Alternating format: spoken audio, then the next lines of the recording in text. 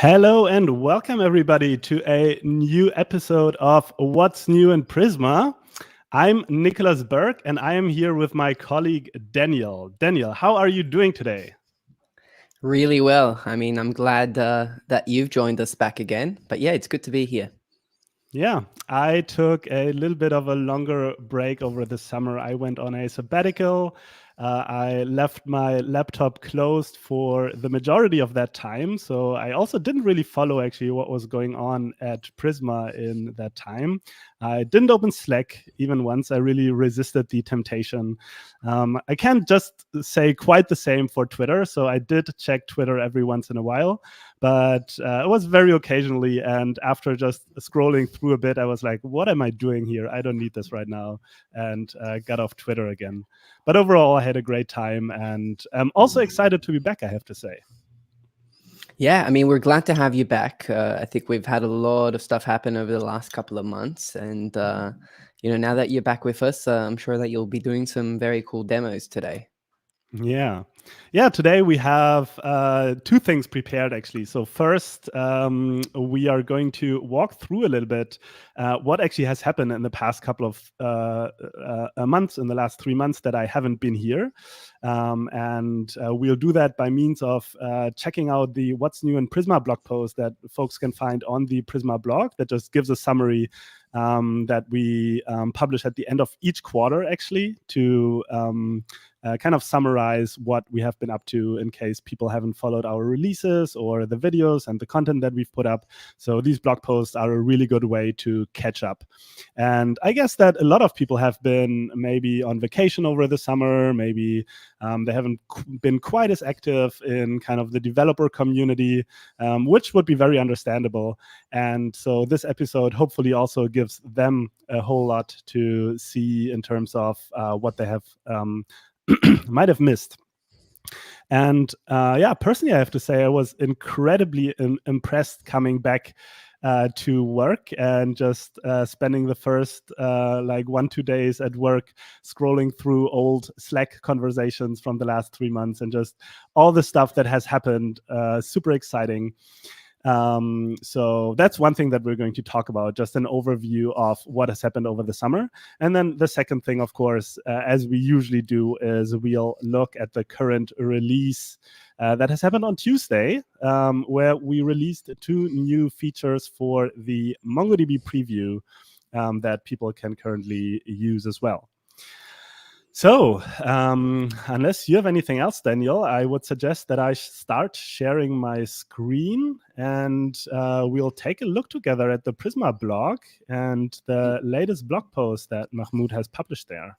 Are you ready? Yeah, let's get right into it. And to our viewers, so we had a really nice welcome back from Idun, who dropped a message in the comments.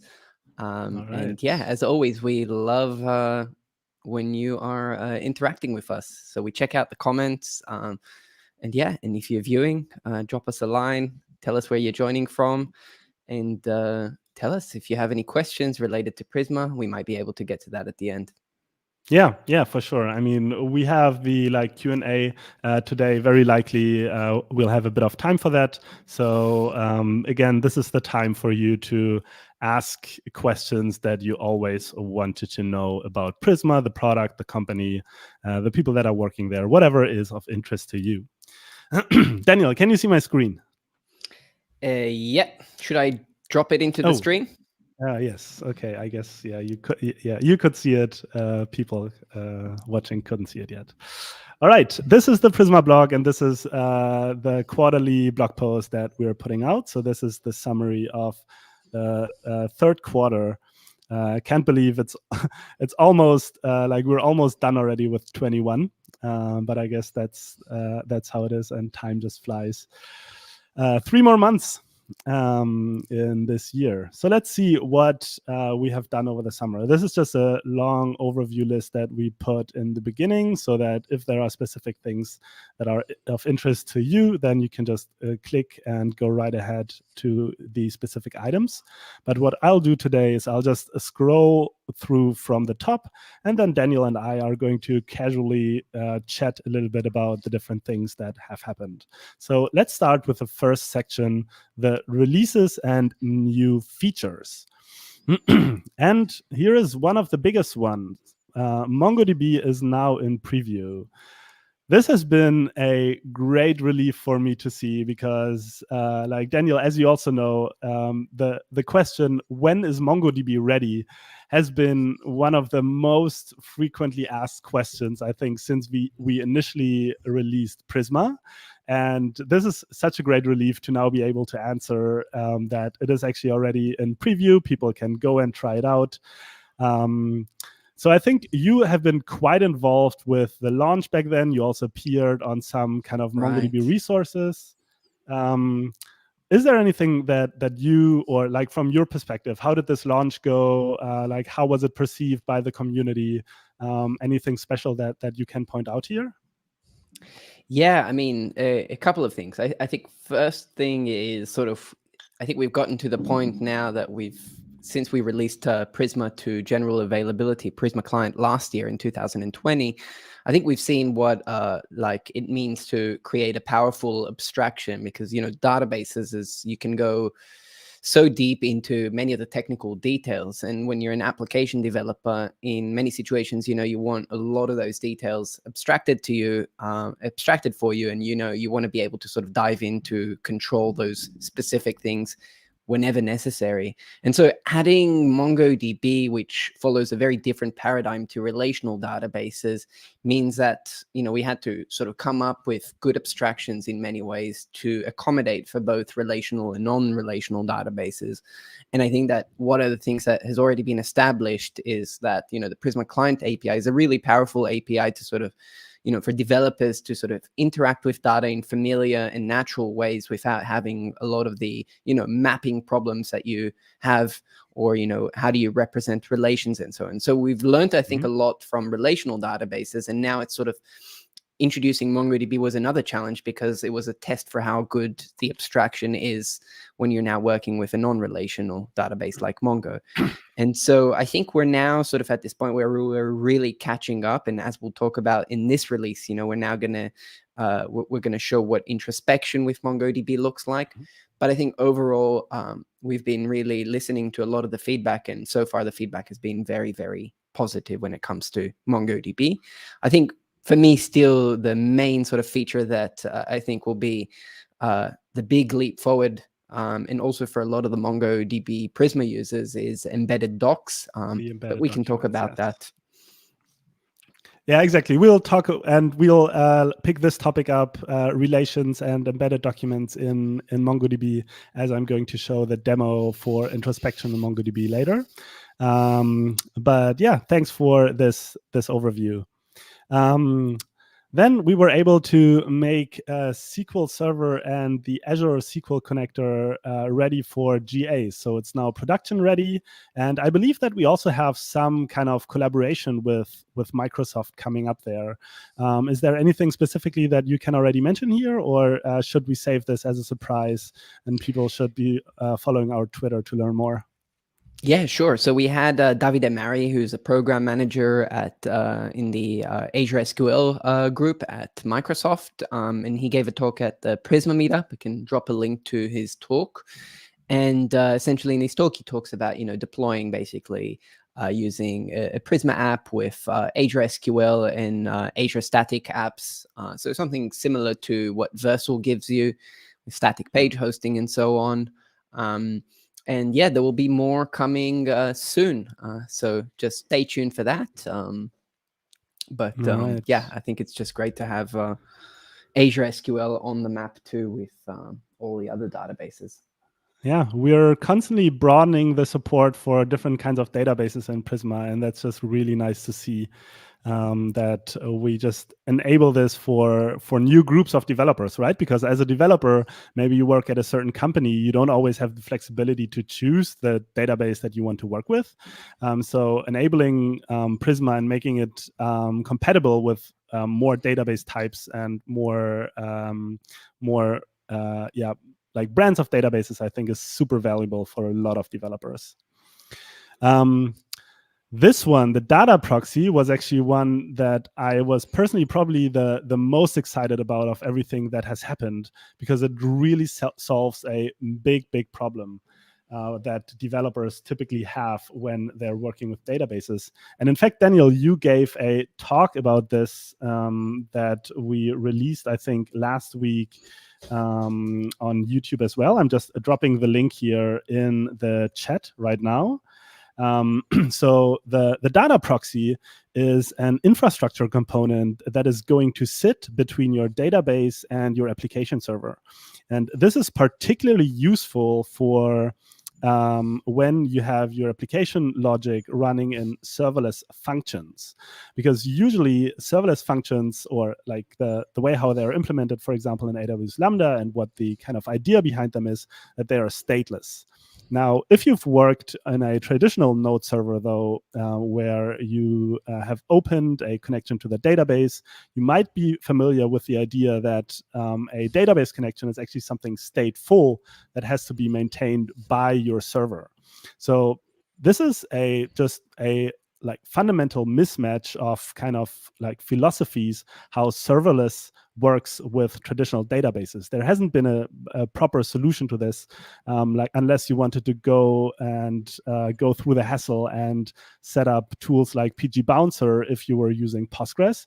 But this kind of problem was really slowing down a lot of developers that wanted to use serverless functions, but were stuck with a traditional database. So the Prisma data proxy really solves that problem by providing a connection pool and ensuring that the connections that you're opening to the database are being reused and are just being maintained on that additional infrastructure component.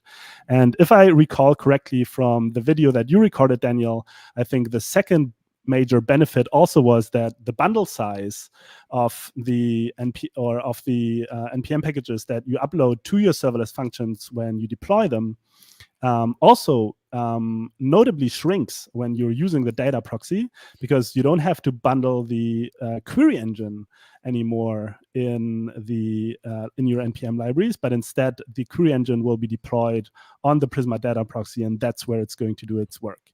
Is that somewhat appropriately summarized, or would you adjust or add anything here? No, I think that's properly summarized. So essentially, we don't need, so a core component of Prisma is the Prisma engine, and that sort of runs as a sidecar binary. This is this Rust engine that is sort of highly optimized and does most of the heavy lifting in communication with the database. And typically when you're running just a traditional Node.js server with Prisma, then this engine opens up a connection pool and it's all good. But the moment you go to serverless, then essentially each one of these serverless functions, so each user call has to start up this binary and so on, and that opens up a connection pool, and you quickly also exhaust the connection limit. And so essentially by using the Prisma data proxy, we solve a lot of these connection problems, and because we run this Prisma engine for you, and your bundle size is obviously smaller too. So it's like really, two wins. What do you call it? Yeah, 2 wins with a single thing. Yeah. And how can people use it? So we have this get notified button here that you can find in the blog post, or you go to the Prisly URL /Prisma data proxy. That'll point you to a form that you can fill out. It just takes a couple of minutes, and then you'll be able to use the Prisma data proxy in early access. And I think on your YouTube video, there already have been some comments from folks that have been trying it out, and they were really, really happy with how it already is working. So if you are building an app that's using serverless functions, or if you're building an app that's using Next.js and API routes, which are also deployed to AWS Lambda functions under the hood, so you'll have the same problem there. These are the perfect use cases for the data proxy. Then make sure to try it out here. All right, referential actions is actually one of the terms that I personally am not a big fan of, because it sounds like very complicated and like a lot of jargon for what it actually is. Like something more, like a more friendlier term, I think, are just basically cascading deletes and also cascading updates that you can now configure in the Prisma schema when you configure a relation. And this also has been a feature that has been very, very heavily requested also since the very early days of the Prisma ORM. Referential integrity is now also in preview. I actually don't really know too much about this. This has been like relevant, I think, in the context of planet scale, where you actually can't configure foreign keys, right? Correct me if I'm wrong, Daniel, but I think that's why we introduced it, to ensure compatibility with planet scale, so that you can turn off referential integrity and make your Prisma schema and the behavior of Prisma client under the hood compatible with how the internals of planet scale actually work. Yeah, that's right. All right, named constraints. I guess this is just part of our effort to be a bit closer, quote unquote, to the database itself, so that, or to give developers more control over their database schema. I think in the past, when you configured various kinds of constraints in your database schema, typically names for those have been auto-generated, and thus often weren't very human friendly. And with this feature, you can now actually configure the names of the constraints in your database yourself. The seeding behavior has been revamped and is now also generally available. So that's great news for everybody who's using Prisma in these kind of initial workflows when you get started with a project, or onboard new developers when you're prototyping. Whenever seeding is an important workflow, then we now have native Prisma functionality that's supporting this as well. And the Node API is generally available, which means, I guess, that hopefully a lot of your applications that are using Prisma Client now just became faster without you actually having to do anything for it. Because under the hood, we switched the default way of how Prisma Client is sending the database queries to the Node API. I'm still very, very much looking forward. I know that there are some kind of internal efforts to go and benchmark Prisma Client queries. I don't know if anything has happened there over the past 3 months, but this is something that I'm just personally very much looking forward to, because I know that performance is a topic that a lot of you are very interested in and care a lot about, understandably. We don't see many complaints about performance with Prisma Client, but I just want to note that if you ever run into a performance issue with Prisma Client, then please go ahead and open a GitHub issue, because performance is a really important topic for us as well. And whenever you run into a situation that's not kind of really satisfying for you in terms of performance, we want to know, and we want to help you resolve this. Yeah, is there anything you want to add here, Daniel, or yeah, one note on performance. I think one of the things I learned about performance is that when you're building an application with a database, and depending on which runtime you're using, there's so many different factors that can affect your performance, like concurrent load on the database, connection management, network latency, whether you have indices for your queries in your database schema. So there's so many factors that it's really it's hard to make sort of generalized statements about performance. But this is why, if you do run into problems, it's always good if you provide as much context as possible, so that we can investigate if there is indeed a problem. Exactly. Then, in addition to all of these new kind of Prisma schema related features, we also expanded the functionalities and capabilities of the Prisma Client API to give you more powerful querying capabilities. So a lot of these features have been in preview already, but over the last 3 months have been made ready for production. So the order by and aggregate and group by features are now generally available. If you go back a couple of episodes, I think here on the stream, you'll find the demos of these that we did when these features have been released in preview. Order by relation, same. You can now, or you could already do this in preview to order a list of records that you're querying for by a relation attribute. And select relation count is also generally available, which means that you can now count the numbers of like records in a relation. So here we have this very classic user post example, and this is how you would count the number of posts for a specific user. In fact, this is the feature that has been released for MongoDB in preview in Tuesday's release as well, and that's something that I'm going to demo later on in today's stream.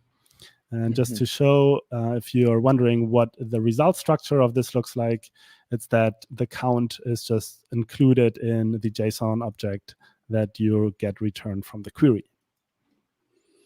Yeah, also one thing to point out there is that the reason that we prefix this with an underscore is so that we avoid collisions with any field names that you might have in your Prisma schema.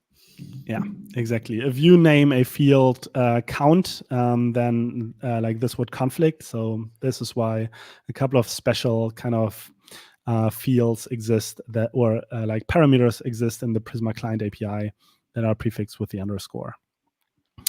Full text search is now in preview for Postgres. This is another one that makes me personally very happy because it's one of the features that has been constantly requested, and my heart just opens because I know that for a lot of the people that are going to ask this in the future, I can now just point them to this feature and they're going to be happy. So we're just constantly expanding the capabilities of the Prisma client API.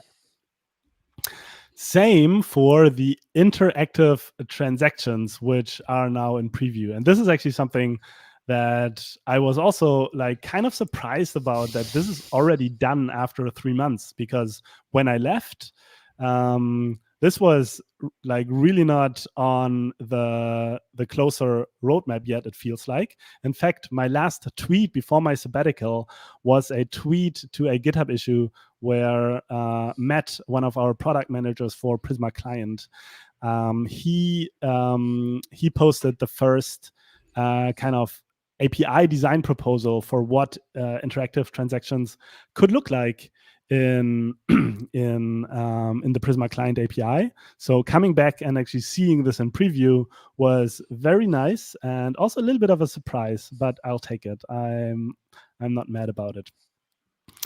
And yeah, in general, I guess one thing that people should be aware of when they're using interactive transactions is that this might conflict with the serverless architecture and the Prisma data proxy. So for a long time, we have been a little bit resistant in adding interactive transactions to the Prisma client API because there are some drawbacks that are coming with it. And ideally, you can solve the use cases where you think you need transactions in a different way, for example, through atomic operators, as we're offering them in the Prisma client API, or nested writes. These are classic use cases for transactions where Prisma client actually offers a better and more efficient way to solve these particular use cases. But on the other hand, there were still many use cases, especially when people were migrating their existing applications to Prisma, and the existing applications made heavy use of transactions. Then a lot of times it's just a lot easier to use the same kind of paradigm that you have been using prior in the same code base. So that's one big reason why we enabled those.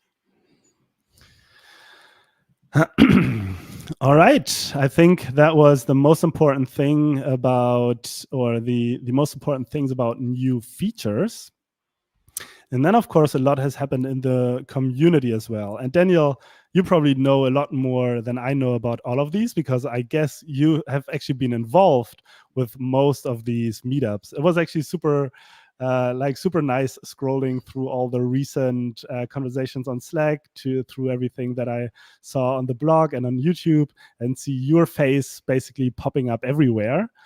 Yeah, were there any highlights in terms of events? Anything that you want to like point out here, or I mean, at this point, there were so many events this summer that it's hard to just say, oh, this one was great. I mean, it was nice doing meetups at the office again. So we hosted the Rust and Tell, GraphQL Berlin, and also the TypeScript Berlin. All of these were in our Berlin office, and it was just really nice to sort of get together in person and meet a lot of the Prisma community. Nice. But I think the really nice part is also that we're seeing now there's sort of like a thriving African community. We also have the Korean community.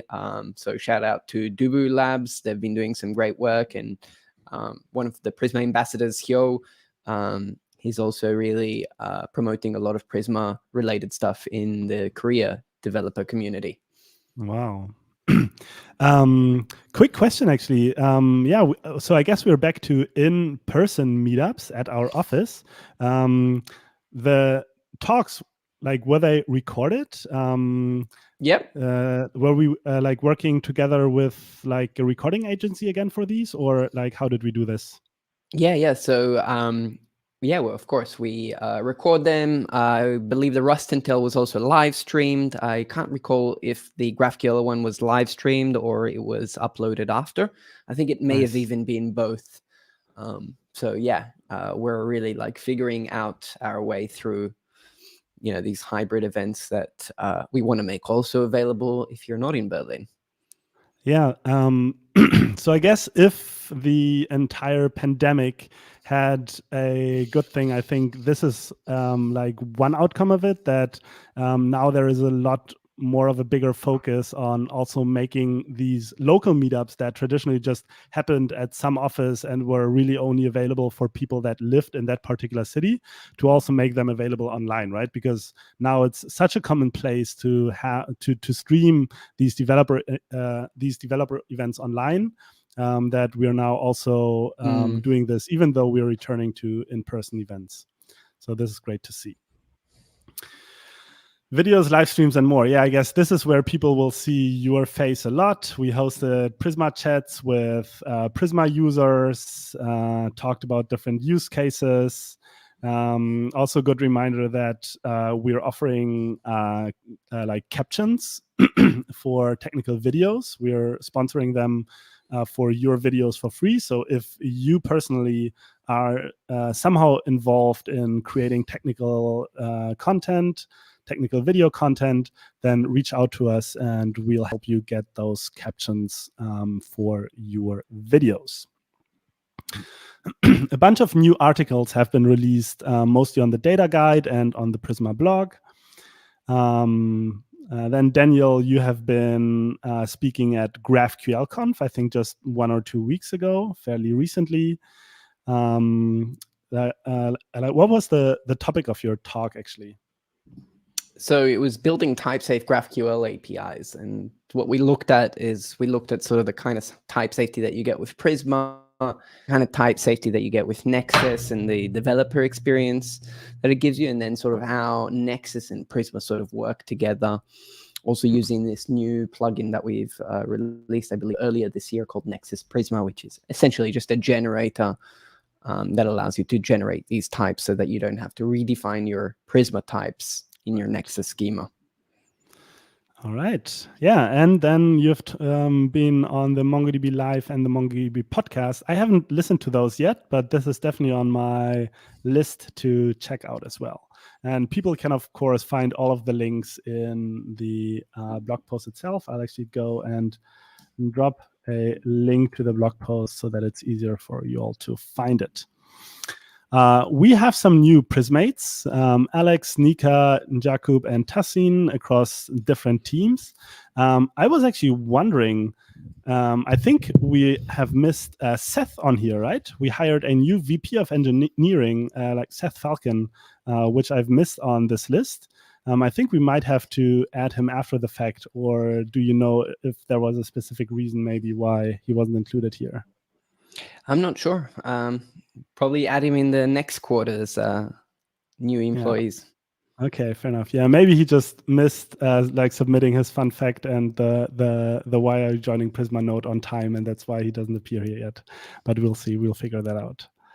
All right. Final note: you can order free Prisma stickers if you're a person that likes to put the stickers of the technologies that they're working with on your laptop or wherever else. We're shipping stickers for free, and not only Prisma stickers, but also stickers with Prisma with certain technologies. So if you're a fan of Next, GraphQL, Apollo, Express, Nest, or Happy, then you can go to this page here and have your Prisma stickers shipped to your home address.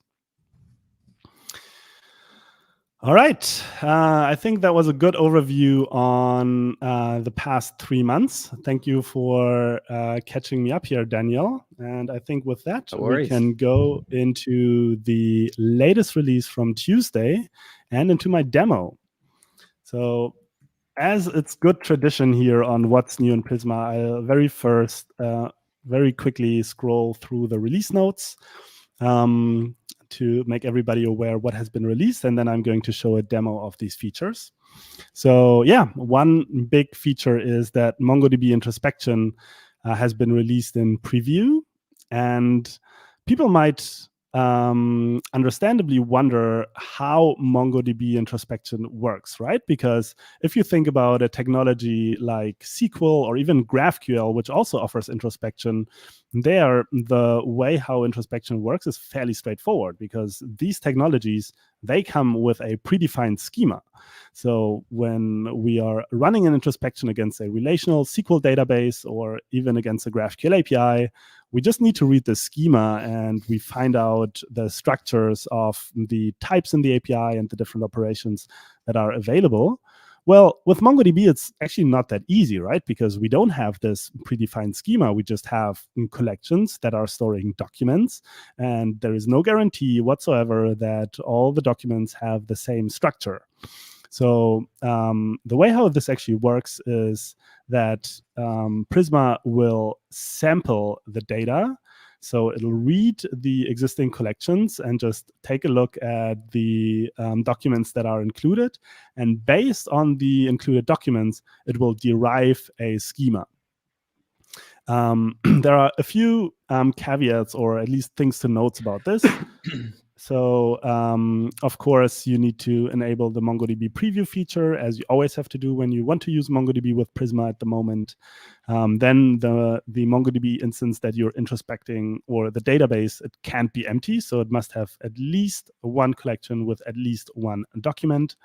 For indices, there must be at least one document in the collection with the index fields.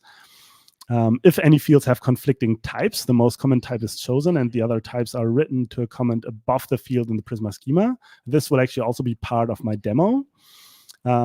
We don't introspect relations yet, or at least we're not adding them to the Prisma schema. So any relations that you have configured in your MongoDB instance have to be added manually to the schema.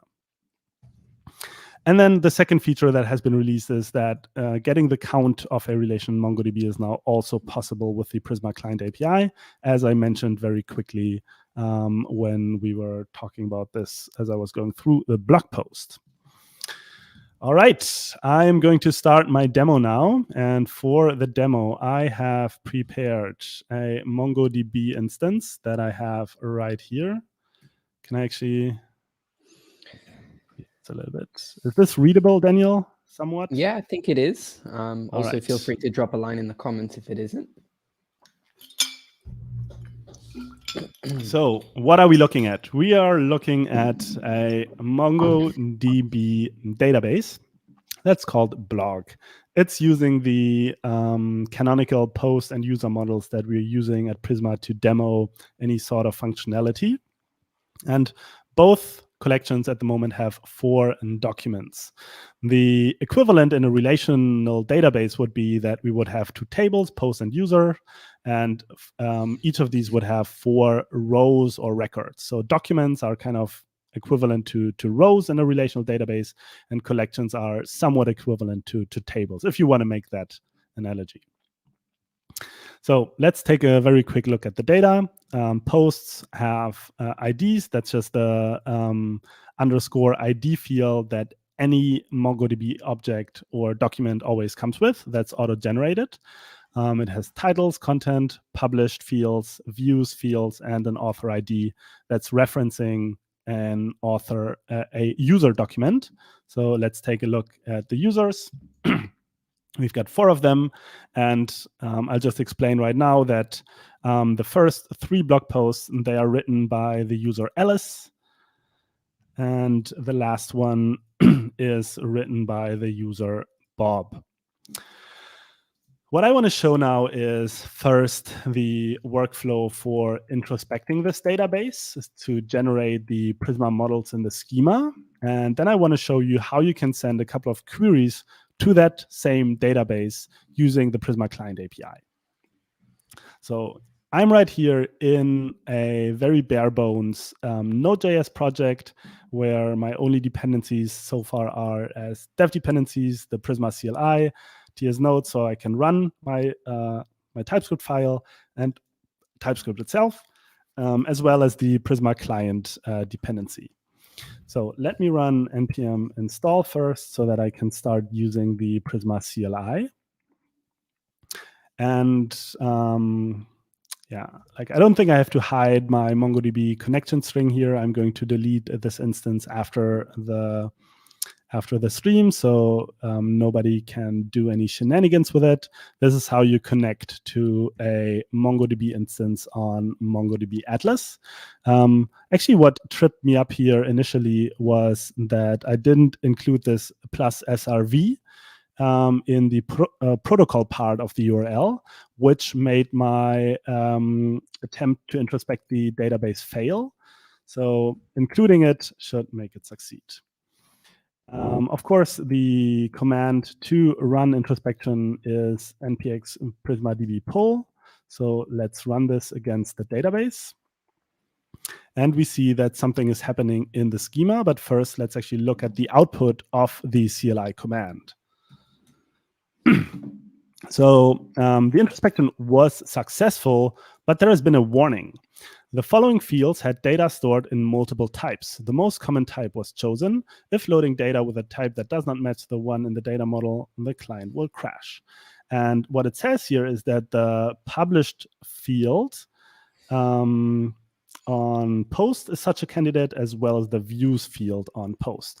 And if we actually look at the data set, this warning makes sense because the way how I initialized the data was intentionally inconsistent in that I added quotes to some values of the published fields, as it maybe can happen if you have a colleague on your team that's not so like careful about how they insert data into MongoDB, and then you can end up in a state where your field that should be a Boolean all of a sudden for one particular document is a Boolean. And the same problem actually we have for the views field, which should be an int, but some of these, as you'll see, also comes in quotes. So again, there is a mismatch. And what's actually really nice about Prisma's introspection functionality, it's not only that it is showing this warning, but also inside of the Prisma schema, it's annotating the respective fields where this problem occurs with a comment. So in this case, the published field, of course, it's a Boolean field because the majority ultimately of fields that have been found in the database, of published fields that have been found in the database, were of type Boolean. 3 out of 4 in this case, so 75%. Only 1 was a string. So the Prisma introspection decided to make this the default field that's being used here. And the same for the views field. In this case, it picked int. 2 of them were strings, 2 of them were ints. And to fix this, I can go and change this data manually right now within my database. So I'll just go ahead and convert this to a Boolean field, and also the views right here to an int, and this also to an int. Where is it? There, update. And if I rerun the introspection, then hopefully this warning will go away, and now the fields are properly typed. And if I hadn't done this and I were to query these fields with Prisma Client, actually the Prisma Client query would blow up and I would get an exception. So here Prisma helps you to bring consistency to your schema, even when you're introspecting it, and if some fields have been incompatible. That's the first part. So let's actually go ahead and already try a query. Prisma Client has been generated, and I can now go ahead and, for example, load all the users with this Prisma Client query. I have to generate again, actually.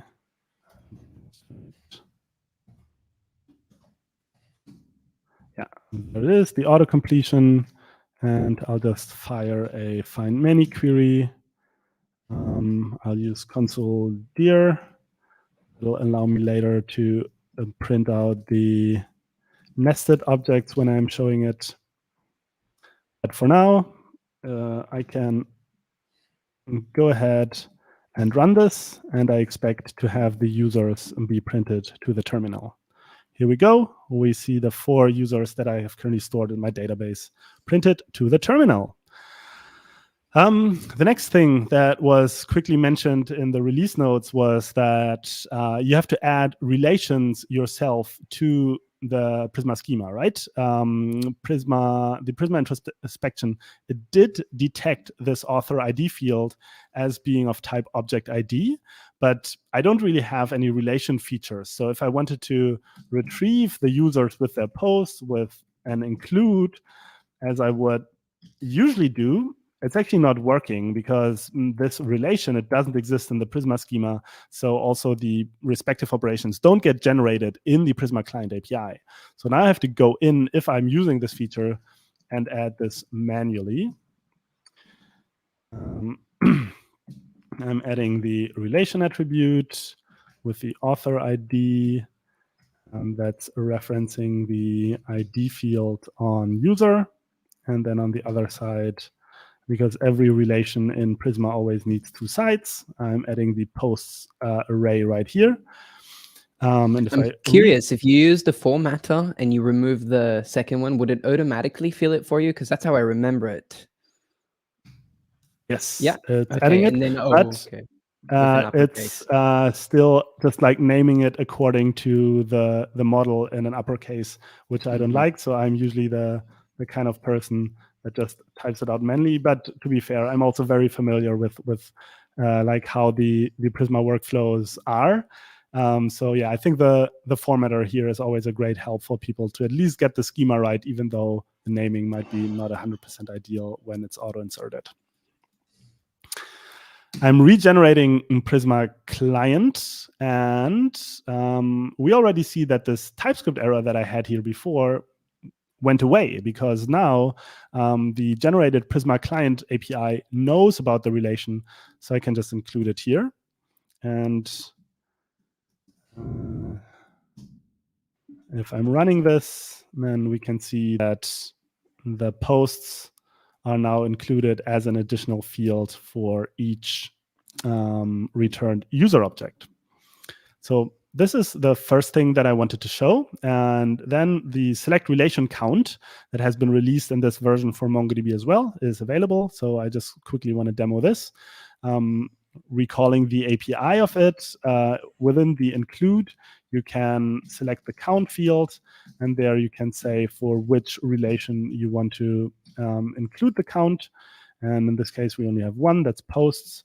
So if I rerun this, we will already see the count being included again also in each user object that's being returned.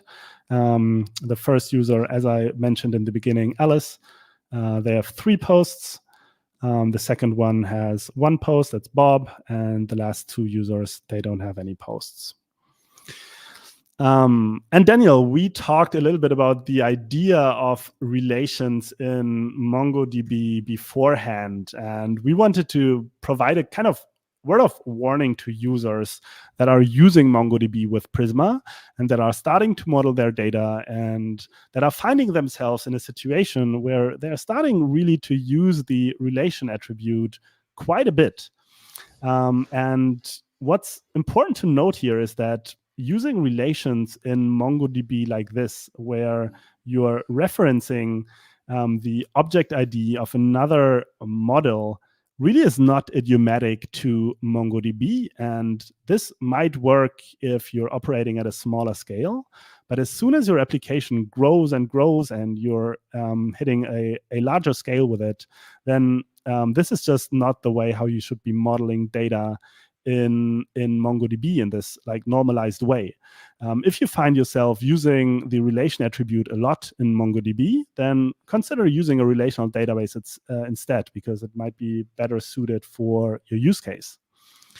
Do you have anything to add about this topic, Daniel, or was that? No, just reinforcing what you said. Essentially, it, of course, as always, as I mentioned, in the context of performance, it's very context dependent and there's many factors that affect it. But if you are using Mongo, you probably want to avoid over normalizing your database and having too many references all over the place and breaking things into multiple collections, because especially if your application is very read heavy, it's quite expensive to do to fetch all of these references or relations in the context of Prisma with MongoDB. So I'd be very wary of that. I know that one of the big blockers is embedded docs. And so as a temporary solution, you can use the JSON type to do nesting and embedding docs. But I believe that in one of the upcoming releases, we're already working on sort of the Prisma schema implementation to allow defining these embedded docs that are fully typed. So in summary, avoid over normalizing if you're using MongoDB. Try to embed as much as possible and only really use it if it's absolutely necessary. Yes. All right. Yeah. Thank you for this addition. And this is the end of my demo. This is the end of my presentation of the release. We have a couple of minutes left. Have there been any questions for us to pick up in the chat, or were you already able to answer all of them actually? Yeah, so I think Christian I believe he's from Germany. So Christian asked about, he asked a question, hello from Germany.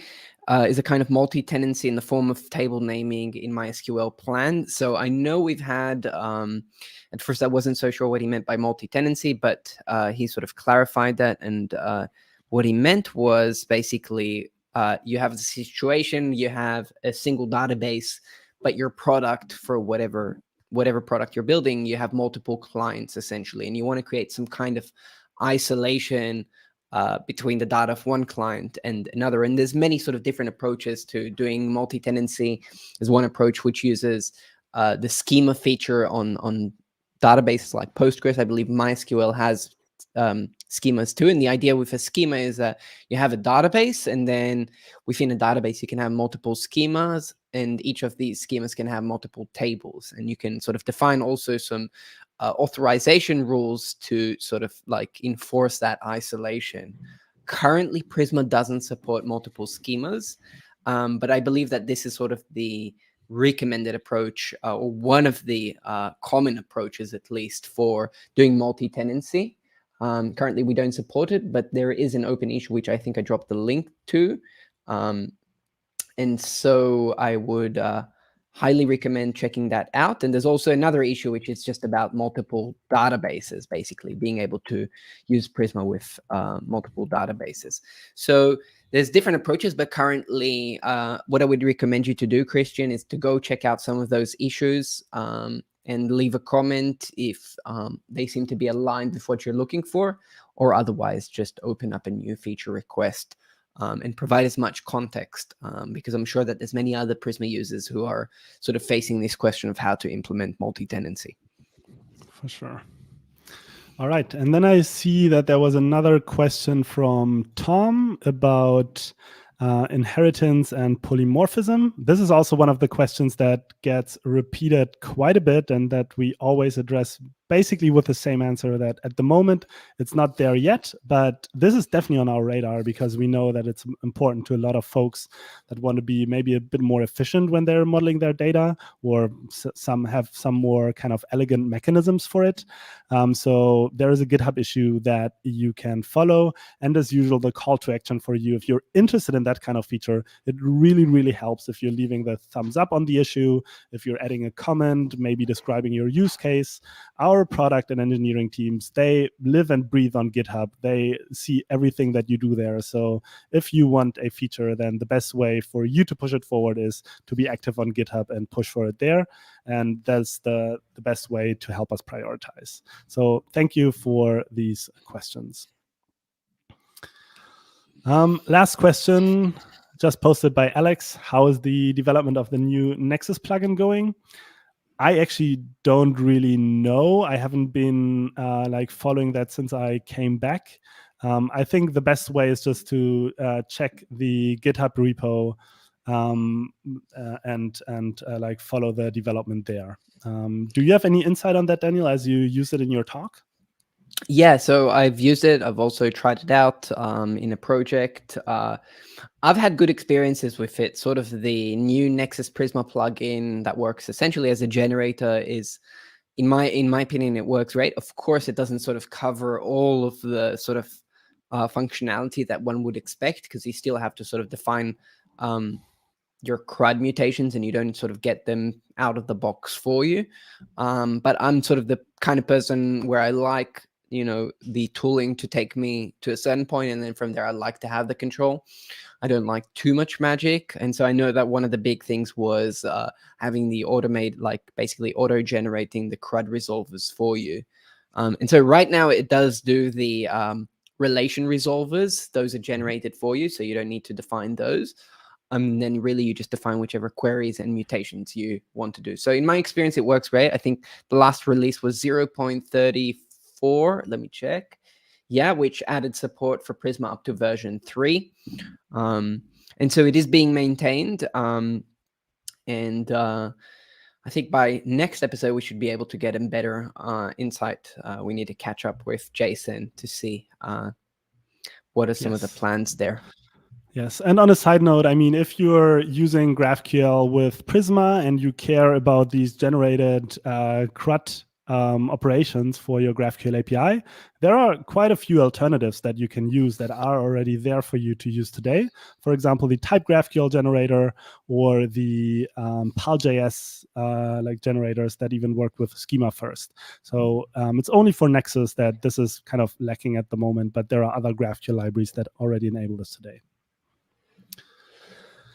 Daniel, it was great being back, catching up with you here on the stream. And yeah, likewise. I think that brings us to the end of today. And I'm excited to see everybody here again in 2 weeks. Enjoy the rest of your day, folks. Ciao, ciao.